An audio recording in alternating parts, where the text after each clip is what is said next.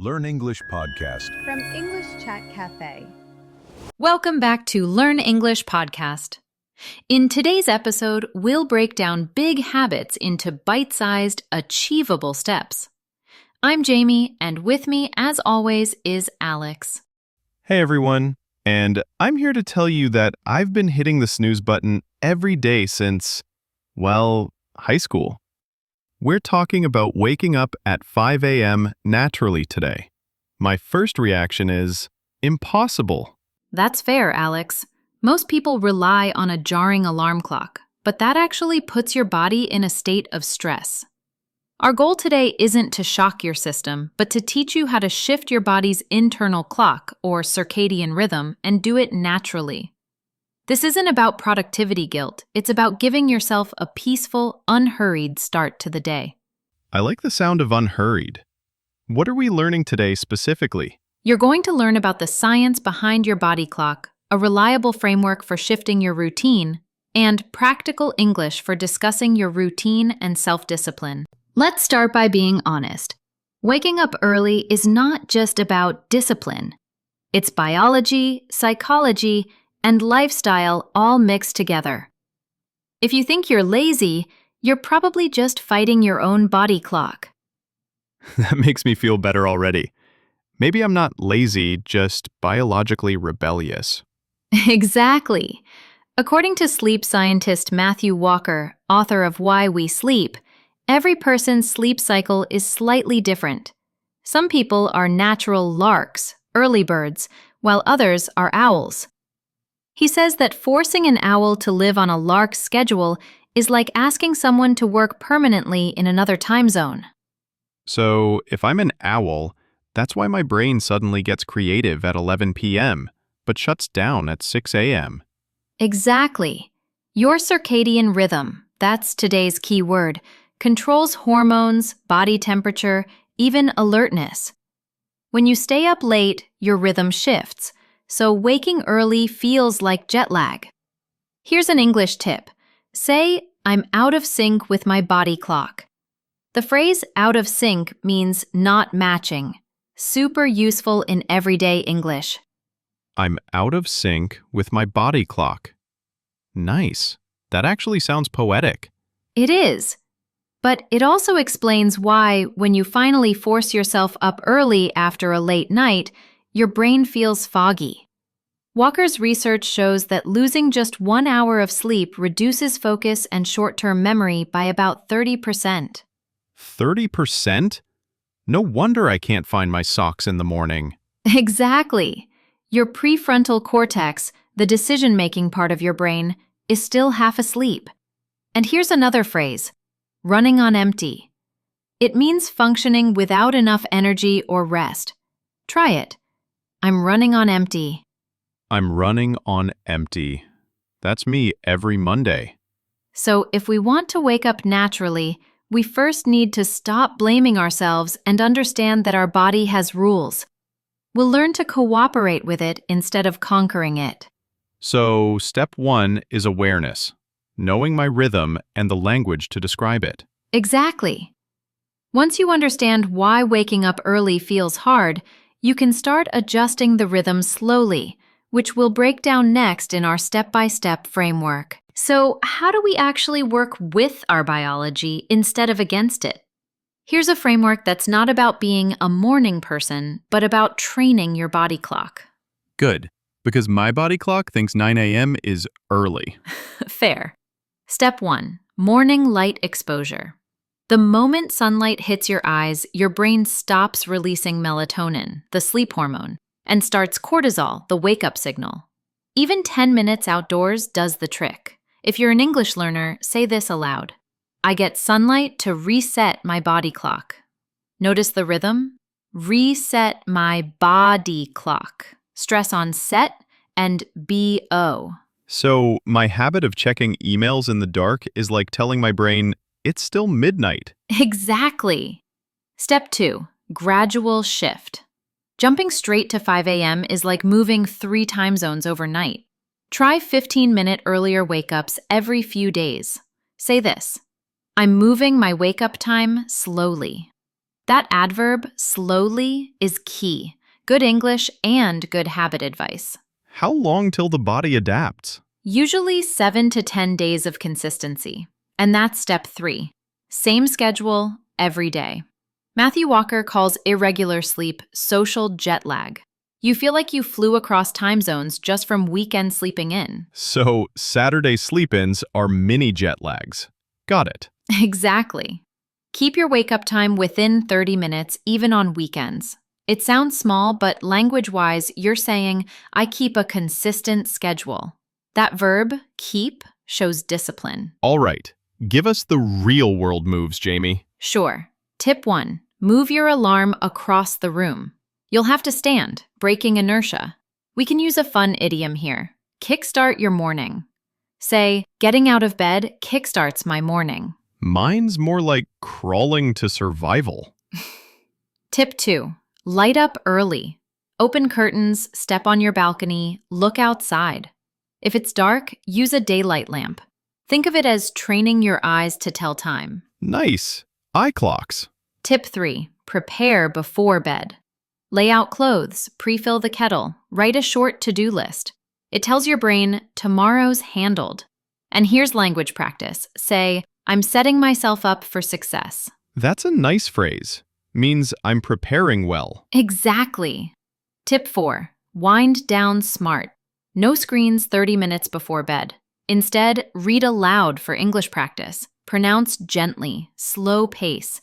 It helps your language and your brain cool down. I'll try reading our episode transcript. Double win. Perfect idea. And tip 5, have a why. People who wake early for a reason, study, exercise, quiet, stick to it. So make an English sentence. I wake up early to fill the blank daily. All right. Tomorrow, I wake up early to eat breakfast slowly. Love it. And you just practiced the infinitive purpose structure. All right, let me confess. I tried this 5 a.m. thing a few months ago, and I failed spectacularly. I didn't gradually shift, and I kept my phone right beside my bed. I was so psyched, but the alarm went off at 5 a.m. I felt like I had a hangover, I snoozed for an hour, and when I finally dragged myself out of bed, I felt cranky and unproductive. I gave up after 2 days. That's a classic case of ignoring the gradual shift and the light exposure, leading to you running on empty. What changed? The biggest change was acknowledging I was an owl and using the 3 steps we outlined. I started being firm with my evening routine, and I started moving my wake-up time back by 15 minutes every 3 days. And what happened on the morning side? After a week of consistent bedtimes and gradual shifts, the magic happened. The alarm went off at 5 a.m., and instead of hitting snooze, I was awake. I didn't feel fantastic, but I felt functionally awake. The next step was jumping straight to the window and opening the blinds to get that morning light. Now, I feel like I'm waking up before the alarm, and I have this incredible, peaceful head start on the day. It's a total game changer. My self-discipline phrase is, I prioritize my future morning self. That's a powerful story, Alex. Let's quickly recap those core principles and phrases for our listeners. First, understanding. Don't feel lazy. You might be out of sync with your body clock. Second, the framework. Step 1, get morning light. I get sunlight to reset my body clock. Step 2, shift gradually. I'm moving my wake-up time slowly. Step 3, be consistent. I keep a consistent schedule. Finally, the why. Have a reason. I wake up early to rank. Remember, this isn't about perfection. It's about gradual adaptation. Use these new English phrases to help you verbalize your new routine. Our call to action for you is simple. Try waking up 30 minutes earlier than normal, using the gradual shift and morning light tips for just 3 consecutive days. We want to hear how it felt. Did you feel more energized? Did you find it easier to maintain your focus? Send us a voice memo, an email, or comment on our social media with the phrase, "I took the 3-day morning reset challenge," and tell us what you experienced. All right, now that we've wrapped up today's discussion, let's go over some key vocabulary from the episode to help reinforce what you've learned. Circadian rhythm is the body's natural internal clock that regulates the sleep-wake cycle over roughly 24 hours. For example, circadian rhythm dictates that I start feeling drowsy around 10 p.m. Melatonin is the hormone released by the brain that signals to the body that it is time to sleep. For example, blue light suppresses melatonin production, making it harder to fall asleep. Cortisol is the primary stress hormone that increases alertness and often acts as the body's natural wake-up signal. For example, getting morning sunlight helps trigger the release of cortisol to start the day. Out of sync is a state where one's schedule or internal process does not match the external demands or environment. For example, if you stay up late, you'll be out of sync with my body clock the next morning. Social jet lag is the difference in sleep patterns between workdays and free days, often weekends, causing fatigue. For example, sleeping in until noon on Saturday causes social jet lag and makes Monday harder. Screen curfew is a specific time set in the evening when all digital devices and screens are turned off. For example, my screen curfew starts at 9:30 p.m. to ensure proper wind-down time. Wind down is to relax and reduce mental physical activity in preparation for sleep. For example, I like to wind down by reading a book instead of watching TV. Sleep hygiene is practices and habits necessary to have good nighttime sleep quality and full daytime alertness. For example, good sleep hygiene includes keeping your bedroom cool and dark. Gradual shift is making small, incremental changes to a schedule or habit over time, rather than sudden, drastic changes. For example, we recommend a gradual shift of 15 minutes earlier every few days, not a full hour. Consistency is the practice of maintaining the same behavior, standard, or schedule over time. For example, consistency is the most important factor in training your body to wake up naturally. Running on empty is an idiom meaning functioning with little or no energy or rest, severely fatigued. For example, after pulling an all-nighter, I felt like I was just running on empty. Kickstart is an idiom meaning to suddenly begin or resume something, often with a burst of energy. For example, moving the alarm across the room will kickstart your morning routine. Infinitive purpose is grammar term, the structure to plus verb used to explain the reason or goal for an action.